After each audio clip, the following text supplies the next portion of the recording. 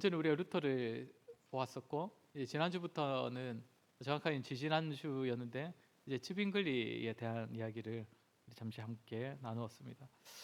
츠빙글리가 어떤 사람이었는지 기억이 나십니까? 루터는 이제 독일이었다면 츠빙글리는 스위스라고 했고, 스위스 중에서도 취리히라고 했습니다. 아, 죄송합니다. 잠시만 기다려 주시면. 어,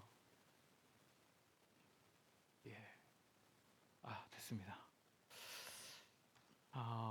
그 지난주에 우리가 보았던 것은 츠빙글리가 이제 어떤 사람인가에 대한 중심으로 배웠고, 또 츠빙글리를 중심으로 이제 치리히라는 그 도시가 변화된 이야기를 우리가 함께 살폈습니다. 본래는 이제 군대에서 그 목사로 사제로 이제 사역을 하다가 이제 거기서 보게 되는 너무나 잔인한 이제 인간들의 면모들을 보면서 싫어가지고 일반 목회를 하기 시작했는데, 일반 목회도 막상 가보니까 현장이 참 여러 가지로 참혹함이 보이더라는 겁니다. 무엇보다 성경적이지 않은 교회의 모습들을 보게 되었습니다. 츠빙글리는 어떻게 하다가 이제 성경적인 교회에 대한 깨달음을 얻게 되었다고 했습니까? 에라스무스라는 한 신학자의 번역이 아니고 이제 헬라어 성경, 이 에라스무스가 찾아낸 최초의 그 신약 성경들의 원본들을 모은 그 성경을 보면서 이제 깨달음을 얻었고, 거기서부터 이제 돌이키 그래하여서 이제 츠빙글르는 기존의 로마 카톨릭이 계속 주장하던 이런 내용들, 교황 제도라든지 이제 연옥이라든지 이런 것들을 계속 비판하고, 또 기존에 행해지던 주제 설교보다는 말씀 자체를 살피는 강해 설교를 시작했다고 했습니다. 그러면서 이제 기존에 이제 교회에 있는 부분들, 많은 부분들을 개혁을 했다 했습니다. 사순절을 너무 행위적으로 지키는 그런 부분들도 이제 폐지를 하고, 또 뭐 성상을 숭배하는 기존의 그런 모습들도 다 폐지를 하고, 또 사제의 독신도 또 금지시키고, 이렇게 함으로써 치리의 도시가 변화되었다라고 말씀을 드렸습니다. 그러니까 이제 도시를 변화시키는 데에 영향을 준 사람들이 뭐 시의회라든지, 그러니까 뭐 공무원들이 아니라 바른 말씀을 배운 성도들이 변하니까 도시가 변하더라라는 그런 역사적 기록이 있습니다. 그래서 도시가 개인적으로 사치하던 사람들이 사치를 멈추고 그것을 구제하는 데 사용하였고, 또 음란을 행하고 패역한 삶을 살았던 사람들이 돌이키는 그런 일들이 그 도시에 많이 일어났다고 했지요. 이거는 정부가 할 수 없었던, 오히려 믿는 자들의 변화로 시작된 부분이라고 말씀드렸습니다. 그리고 여기까지 제가 말씀을 드렸죠. 츠빙글리와 루터의 차이가 하나 있어서 이 두 사람이 만나가지고 토론을 벌인 적이 있었다라고 했습니다. 어떤 주제 때문이라고 했습니까? 성찬이죠. 성찬. 그 성찬에 대한 다양한 견해가 있는데, 그때 일단 그 기존의 천주교 떡과 포도주가 예수님의 살과 피로 아예 변한다. 아예 변한다라고 보는 그 화채설을 일단 부정을 했었고, 다 이제 둘 다 부정한 거는 똑같은데, 루터는 둘 다 공존한다. 예수님의 살과 피도 떡과 포도주 중에 공존한다.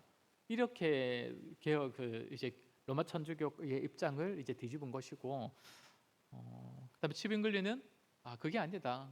그냥 기념일 뿐이다. 뭐 떡은 떡이고 포도주는 포도주지. 그게 무슨 예수님의 살과 피가 되냐. 그냥 이걸 통해서 예수님의 살과 피를 기념하는 것이다. 근데 칼빈은 어느 정도의 중간 정도의 입장을 취하죠. 영적 임재설이라 해가지고, 믿음으로 우리가 이 빵과 포도주를 먹으면 그 가운데 예수님을 직접 우리가 먹고 마심을 경험할 수 있다. 그리고 영적 유익을 누릴 수 있다라는 그런 내용을 주장을 합니다. 그러니까 이 차이점 가지고 이제 토론을 했는데, 이게 뭐 성경을 뭐 부정하는 것도 아니고 말 그대로 해석의 차이이기 때문에 뭐 이걸 가지고 서로를 뭐 이단시하거나 뭐 그러지는 않았습니다. 오늘은 지난주에 이어서 츠빙글리가 작성한 67개조에 대한 이야기를 잠시 간단하게 좀 살피도록 하겠습니다. 아까도 말씀드린 것처럼 치빙글리가 치리 도시의 이제 목사가 돼서 사역을 하면서 치리 도시가 많이 바뀌었습니다. 도시가 바뀌고 그러다 보니까 이제 이 시의회 자체도 그 당시에는 종교와 그 정부가 정치가 이제 분리되어 있지 않은 시대지 않습니까? 그래서 우리 시는 이제 치빙글리의 신학을 무조건 받아들이기로 하겠다. 그래서 치빙글리 치리에 있는 모든 목사들은 다 치빙글리의 신학 안에서 설교를 해야 된다. 이런 식으로 결정을 내렸습니다. 그럼 이제 이 결정을 다른 도시들은 좋아할까요? 안 좋아할까요? 생각해 보면 별로 안 좋아하겠죠. 왜냐하면 다른 도시들은 여전히 로마 카톨릭의 지배하에 있지 않습니까? 로마 카톨릭 받아들인 도시들은 이 치리가 싫었을 겁니다. 그래서 어쨌든 로마 카톨릭이 이제 신학적으로 압박을 가하기 시작합니다. 그런 가르침을 가르치지 말라. 그 잘못된 것이다. 라고 했더니 치리 시의회에서 그러면 로마 카톨릭의 신학과 우리 치빙글리의 신학을 가지고 한번 토론을 해보자라고 해서 자리를 마련합니다. 그게 이제 치리 대토론회입니다. 그러니까 교회들 안에서라기보다는 이제 시청에서 그 일을 벌린 거거든요. 그래서 그 로마 카톨릭에서는 그 지역을 담당하는 대표하는 주교가 참석하기로 했고, 그리고 치리 쪽에서는 당연히 치빙글리가 참석하기로 했습니다. 근데 이제 주교가 뭐 피했던 건지 주교는 참석하지 않고 대리인만 보냈다고 하는데, 그래서 이때 이 치빙글리가 내가 이 신학 로마 카톨릭이 잘못된 신학을 이 기회에 내가 다시 좀 개혁을 해야겠다. 그래서 작성한 것이 아까 말씀드린 이제 67개조라는 겁니다. 그래서 보면 검색을 해보니까 이제 이런 그 메모가 있는데 이게 뭐 직접 치빙글리가 작성했다라고 보는 사람도 있는 것 같더라고요. 그렇게 좀 돌아다니던데 어쨌든 이렇게 67개조를 작성하지 않았을까라고 봅니다. 내용을 간단히 몇 가지만 보면 교회는 확증을 거치지 않은 복음이 교회의 확증을 거치지 않은 복음이 무효라고 말하는 사람은 누구나 하나님께 죄를 범하는 것이고 하나님을 모욕하는 것이다. 자, 이것은 무엇을 겨냥하는 거냐면 교회와 교황의 권위에 대한 개혁을 말하는 겁니다. 전에도 한번 말씀드렸는데 로마 카톨릭은 전통을 굉장히 중요시 여깁니다. 근데 그 전통 중에서 무엇이 있냐면 교황이 성경을 해석한 내용에 대하여서는 이거는 변할 수 없는 진리라고 봅니다. 그러니까 사람인 교황이 해석한 거지만 그래도 교황이 해석했으니까 이건 성경과 같은 권위가 있다라고 보는 것이죠. 그래서 교황이 어떤 성경을 해석하면서 어떤 결정을 내려버리면 이건 성경처럼 그 이후에 로마 카톨릭을 계속 지켜가야 하는 것입니다. 그런 것이 있는데 그렇기 때문에 그 사람들 입장에서는 사실상 성경보다도 교황, 그것을 해석해내는 교황이나 그것을 또 인정하는 교회의 권위가 더 위에 있다 볼 수 있거든요. 로마 카톨릭은. 근데 이제 이거를 치빙글리가 이걸 깨트리려고 말을 한 겁니다. 아니 성경의 하나님의 말씀이니까 가장 권위가 있고 그 아래에 사람이 있고 교회가 있어야지. 어떻게 교회가 성경을 해석할 때 교회가 인정하지 않은 해석은 우리가 그 복음이 아니다 이렇게 말을 할 수 있느냐라는 것이죠.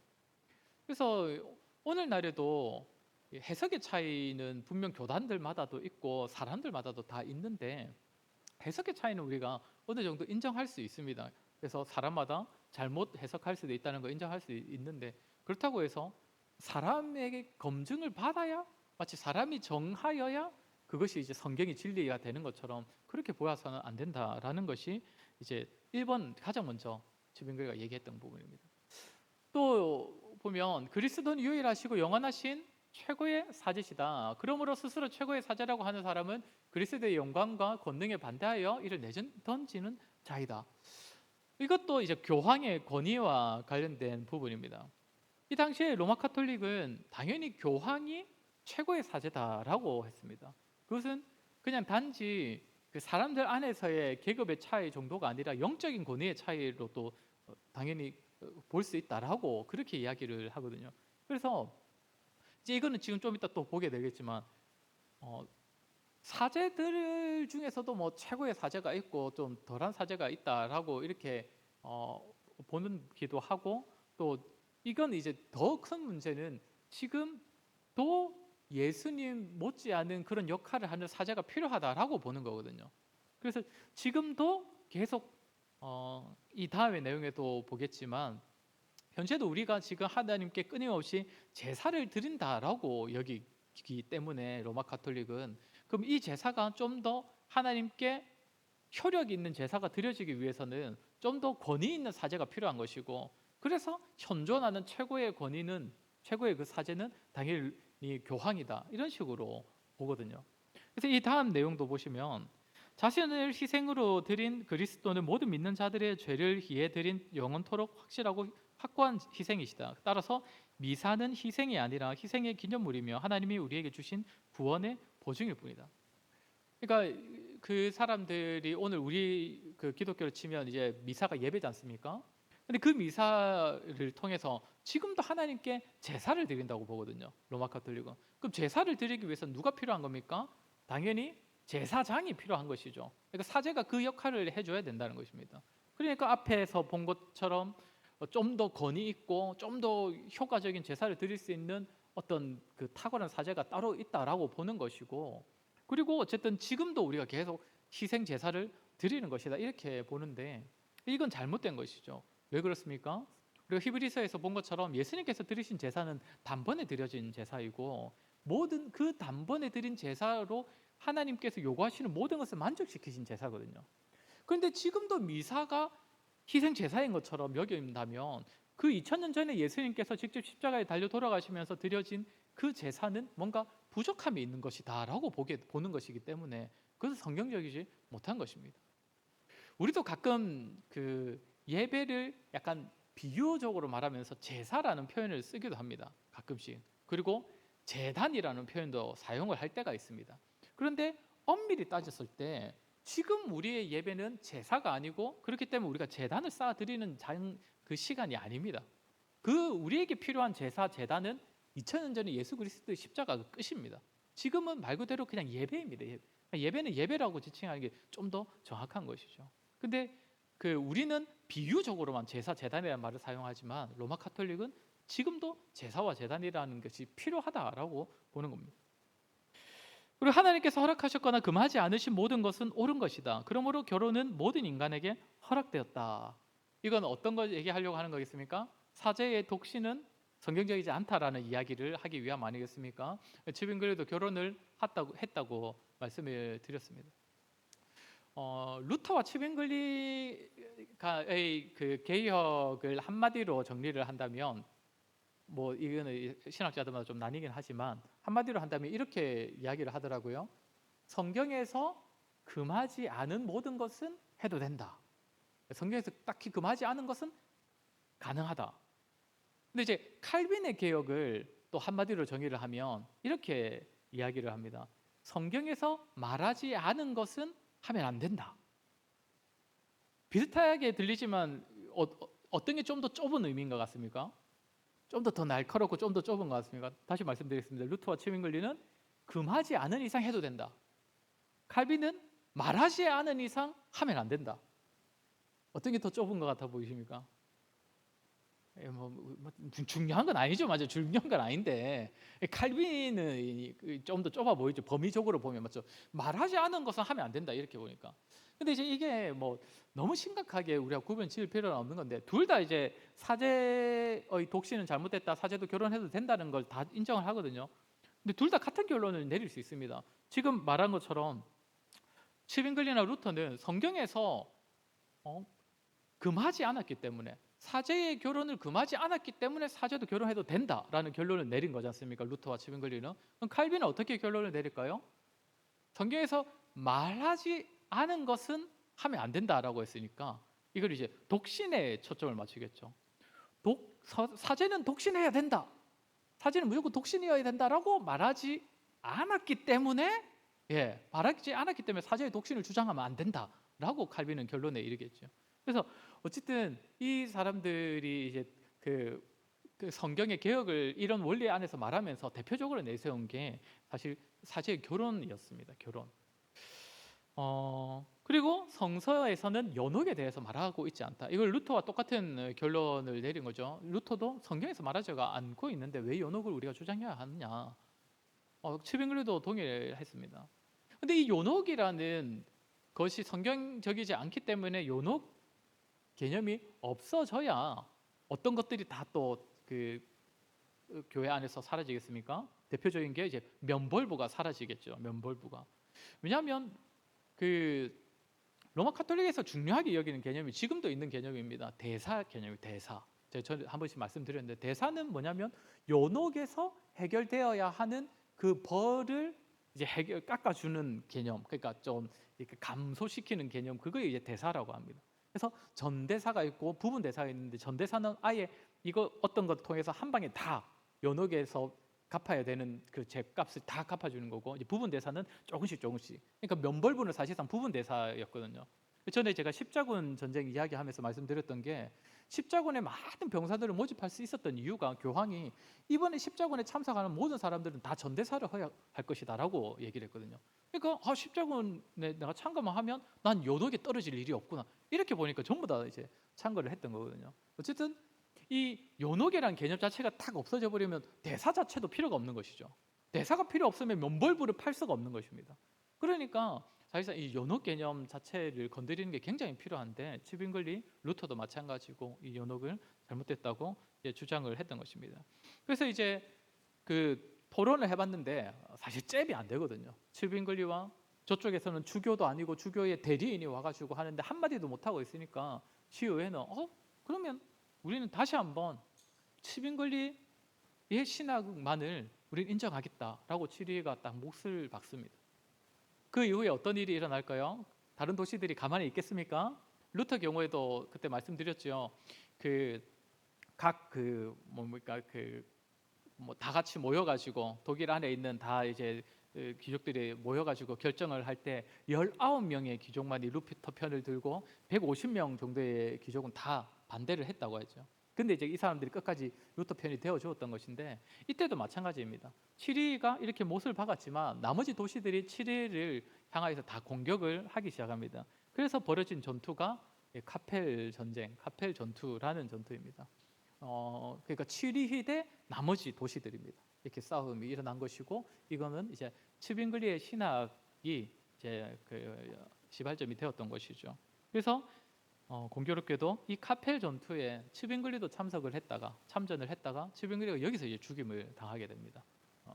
아마 자기의 신학 때문에 일어난 전쟁이니까 자기가 더 앞장서지 않았을까 생각되는데 그래서 누군가가 이런 그림을 그렸더라고요. 츠빙글리의 죽음이라는.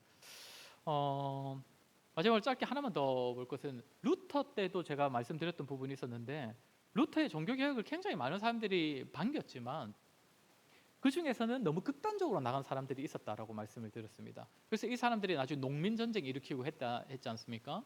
근데 츠빙글리 때도 있었습니다. 츠빙글리의 개혁만으로는 성에 안 차서 더 크고 더 확실한 그런 개혁을 외치다가 이제 분리되고 또 새롭게 시작된 그런 세력이 있는데 들어보셨을 겁니다. 그 사람들이 제세례파입니다. 제세례파. 이 사람들이 이제 스위스 치리히에서 시작이 되었습니다. 아나베프티스트라고도 부르고 또 메노나이트 이렇게도 지칭을 하긴 하는데 어쨌든 이 사람들이 이제 츠빙글리의 신학에 처음에는 다 이렇게 매력을 느끼고 왔다가 점점 불만을 가집니다.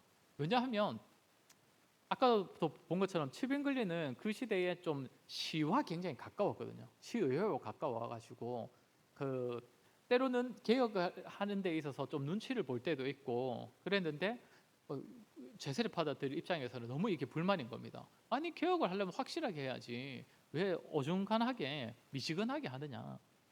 그래서 이 사람들은 성상, 성화 이런 것들을 막 자기들끼리 몰려다니면서 때려 부수기 시작합니다. 츠빙글리는 그때 말씀드린 것처럼 성상, 성화를 미신적으로 섬기면 안 된다라고는 못 박았지만 이거를 불태우거나 부수지는 않았었거든요. 근데 이 사람들은 이제 돌아다니면서 이제 부수는 그런 일들이 생겼던 것이죠. 그러면서 이제 이 사람들은 시의회와의 관계를 부정합니다. 시의회와 엮여 있으니까 교회가 제대로 개혁되지 않는 것 아니냐. 그러면서 이제 아예 시의회와의 관계를 끊어야 된다. 근데 이건 어느 정도 맞는 말이긴 합니다. 당연히 오늘날에도 이 부분을 맞다고 보죠. 제가 자주 말씀드리지만 교회와 정치 집단은 결코 같이 갈 수 없는 존재입니다. 왜냐하면 목적 자체가 다릅니다. 존재 목적이. 그래서 어느 정도는 주고받을 게 있다 하더라도 결국에는 계속 같이 가다 보면 둘 다 변질되게 되는데 그래서 어쨌든 한계가 그때도 많이 보였겠지요. 그래서 이제 시의회와의 관계를 이제 부정했던 것이고, 그러면서 이제 제세례파라고 불리는 이제 결정적인 이유가 이것이죠. 유아 세례를 거부했던 것입니다. 우리는 유아 세례를 받은 사람, 이 시대에는 대부분 다 믿는 사람들이니까 다 유아 세례 주인들 아니겠습니까? 근데 유아 세례 때 뭐 자기가 고백하지도 않고 그 세례 받은 게 무슨 세례냐 해가지고 어른 돼가지고 제대로 신앙 고백하는 사람들 다 다시 세례 받아라. 고 해서 이름이 제세례파로 불린 겁니다. 아나베프티스트도 이제 그 말인데, 어쨌든 이 사람들이 신앙 고백을 중요하게 여긴 점은 분명 맞는 것 같습니다. 여러 가지 고민하고, 그래서 사람이 자기 입으로 고백하는 거의 중요성을 말하고 이런 건 참 잘한 거지만, 성경에 이제 언약에 관한 부분들은 좀 무지했던 것이죠. 사실 언약의 자녀에 대한 언약 이런 부분들을 이제 무시를 했던 것으로 보이고, 그러면서 이제 나중에 이제 결국에는 이제 츠빙글리와 아예 갈라서게 됩니다. 츠빙글리의 설교 자체가 너무 느슨하다고 또 비난하고, 그리고는 이제 시의회의 아예 건의 자체에 이거는 사실상 아무리 성도라 하더라도 또 세상 법에도 굴복하는 부분이 있어야 되는데 이거를 아예 거부를 하기 시작을 합니다. 그래서 결국에는 이제 이 제세례파 사람들은 다 치리에서 출교를 당하게 됩니다. 다 쫓겨나게 되죠. 근데 이제 이 중에서 한 명이 나중에 몰래 돌아와서 이 제세례파 신학을 다시 전하다가 사형을 당하는 일이 있는데, 그 사람이 이제 펠릭스 만츠라는 사람입니다. 이 사람의 이름이 있길래 조금 검색을 해봤더니 제세례파 쪽은 지금도 이제 순교자로 굉장히 이제 이렇게 위대한 사람으로 보더라고요. 그러니까 막 진리를 고수하다가 순교 당한 사람 막 이런 식으로. 근데 이제 우리 쪽에서는 좀 그렇게까지는 보지는 않고 그렇게 순교자로도 잘 보지는 않습니다만, 자, 어쨌든 치빙글리가 계획했던 부분에 있어서 중요한 것은 이 권위가 어디 있느냐는 점입니다. 진짜 예수님과 하나님의 말씀에 권위를 두고 있느냐, 아니면 말로는 그러면서 결국에는 교황과 교회가 더 큰 권위를 가지느냐, 이 부분을 참 많이 개혁하려고 노력했던 사람입니다. 저와 여러분은 당연히 우리는 성경이 최고의 권위다, 예수님이 최고의 권위다라고 인정하는 자들, 또 그렇게 믿는 자들입니다. 근데 더 중요한 건 무엇이겠습니까? 진짜 그 권위에 따라 살아가는 겁니다. 그 권위에 굴복하며 살아가는 것. 저와 여러분 또 이번 한 주도 우리 하나님께서 부르신 자리에서 예수 그리스도를 참 왕이자 주인으로 잘 섬기시고, 또 말씀을 최고의 권위로 인정하시면서 거기에 또 전심으로 순종하는 삶을 살아가시는 그러한 저와 여러분 되시기를 바랍니다.